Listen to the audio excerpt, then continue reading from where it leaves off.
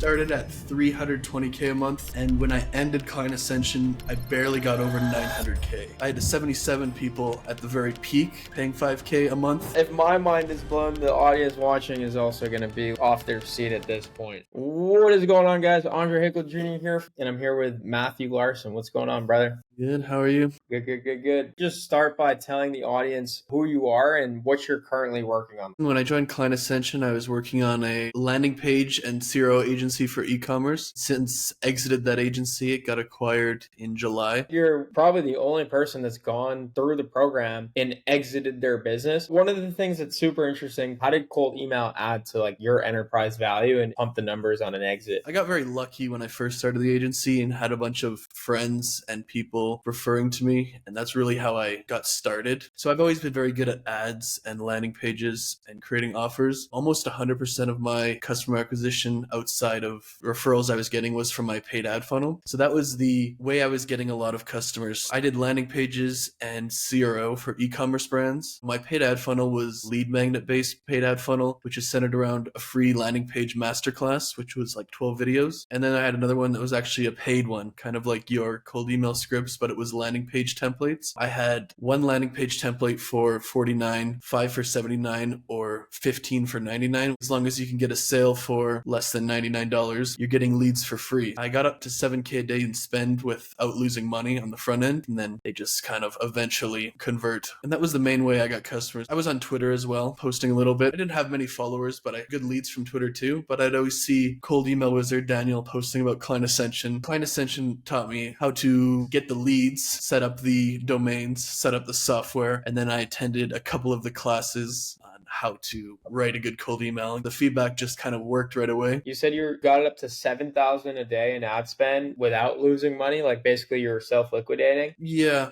through the landing page template sales plus co-registration stuff. Cold email is amazing, personal brand's amazing, but if you can get a funnel like that, that's the promised land. Game changer. Yeah. And then what is the conversion on the 7K? Like say it's 500 customers. How many of those customers usually convert to a higher ticket offer? And then how high ticket is the next offer? My offers at my landing page agency were one landing page for $2,500 or three for $5,000, but I also sold site-wide conversion rate optimization. I started at $8,000 a month for that service, where they got 8 A/B tests a month, and then I got quite a few clients and raised the prices and ended up at about 15K a month before I sold. About 3% of all subscribers of the info product would probably become customers, or they're usually a landing page in most cases, and then about 8% of people who became a landing page customer at any point went into CRO. And I never got one CRO client without them first being a landing page client. I mean, that whole funnel makes so much sense. We talked about it before too. Like some of the fastest growing companies like ClickFunnels, for example, it's just a massively successful self-liquidating offer. It's why they're able to scale so infinitely, essentially. But talk a little bit more about cold email. How did that add value? I bought 480 domains. The first way, I started cold emailing Shopify stores. I used Apollo to scrape, built with Shopify. I was doing about 150 to 200 landing pages the last couple months before I sold, and about half of those were from cold email. That is like 1,666 each if they get 3 or 2,500. So that's like 160K-ish a month at the minimum from cold email that I learned in Client Ascension at that time. But it really changed when I read something in Taylor Welch's book about partnerships and white label. So I started never cold emailing e-commerce brands ever again after that, and started only emailing paid ad agencies that serve e-commerce. I was asking for referrals when I first started, but then someone asked me if like I white label my services. We settled on you can get 5K a month for unlimited landing pages with a maximum of 3 being constructed at a time. So it's essentially 6 to 9. I had 77 people at the very peak paying 5K a month. There's no customer acquisition cost. A lot of the landing pages are template based, 70% at least profit after all is said and done. It built up to that. I'm not saying I did that for like 3 years or anything, but cold email channel was very good. Paid ad channel was very good for the enterprise value because they can get customers. The cold email to brands was another that added so much enterprise value. And the partnerships one with the cold email. It was a massive operation. How many team members at the time? I had 10 people that were either in Canada or the United States, and then I had 66 overseas people. I tried a couple of salespeople, but it was kind of out of control with the growth. I figured if I'm closing 70 80% and they're closing 25%, losing a lot of money here. It was a lot. It wasn't uncommon to be 10 sales calls, a little bit more sometimes a day. I really didn't mind at the time. Yeah, and like the thing is, you spent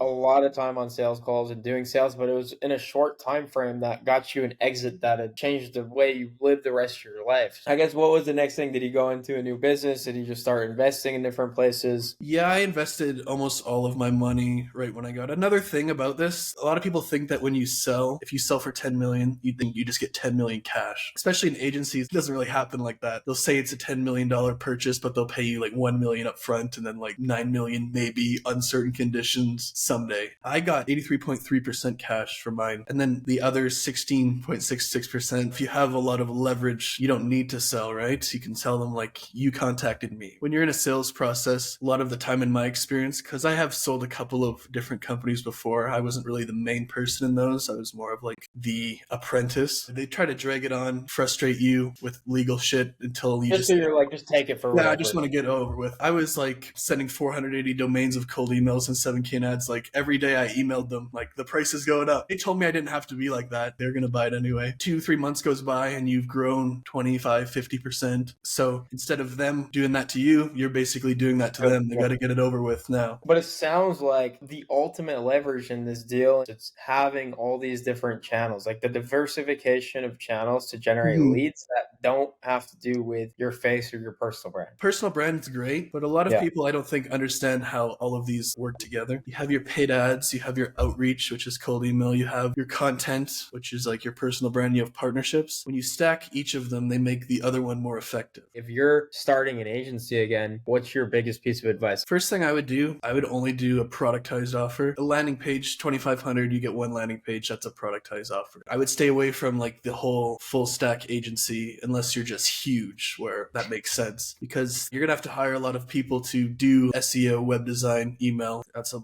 big operation, which is gonna destroy your margins. You're also gonna having to compete with people who only do one thing. Number two, I would definitely start cold emailing almost right away. I'd try to find a way to make a good offer, and I would get those 4 clients for whatever price. In my opinion, when you're first starting, even if it's for $100, you got to prove it to yourself more than anything that you can do this. And then after those 4, I would do the same thing, but raise the prices. All you really want is to make like 20, 30K a month as a freelancer. You can do that just off cold email. I don't want to be like one of those guys and say it's easy, but it's not super difficult if you try it for a year. The next thing I do is invest that cold email money into a video editor and then maybe a graphic designer. Let's start my personal brand, and then your cold emails become more effective. In addition to cold email, I always still believe in an hour of just the manual prospecting per day. You just literally go on Twitter or whatever your dominant platform is and just search and make a list of people and just try and talk to them. If it was me knowing what I know now, I would go 90% of my day just to learn how to make good short form videos that attract people, whether it's personal brand stuff, B2B. But if I'm doing to someone who's just starting out, I would not do paid ads until you have a significant amount of clients, case studies, knowledge. I would say when you start ads, when you have 10 recurring clients, maybe you have a decent personal brand, and then they click on your ad, they're more likely to see your content in the algorithm. And then if they see your content, they're more likely to see your retargeting ads. On your productized service, let's say it's a one-time, I would have an upsell that's pretty high value MRR that's related to your first one. So it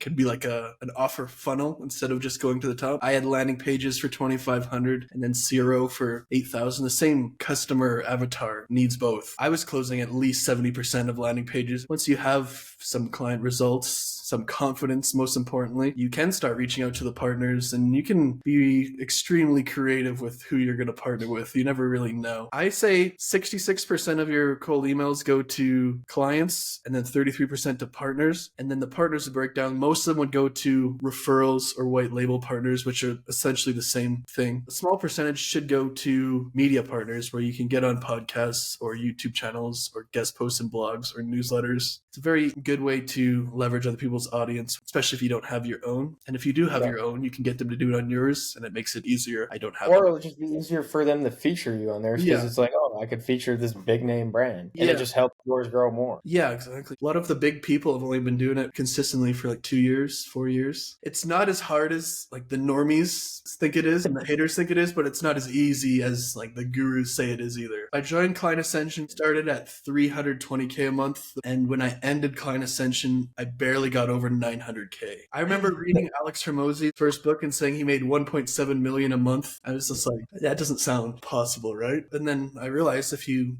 do that, but plus the sale, like I basically made mostly in the previous 12 months that I did my agency. The last thing, because people are now going to be like, who the hell is this guy? How do I find him? How do I get in touch and see what you're up to and maybe become a client? I have a little consulting company called 1000xleads.com. Matt Larson 1000x. Just DM me there. If you guys go on there and just look at the landing page, you'll understand like where Matt's coming from with just all of his success and the numbers he's saying here. Excited to keep up with everything you do from here. Yeah, take care. Nice to talk to you today.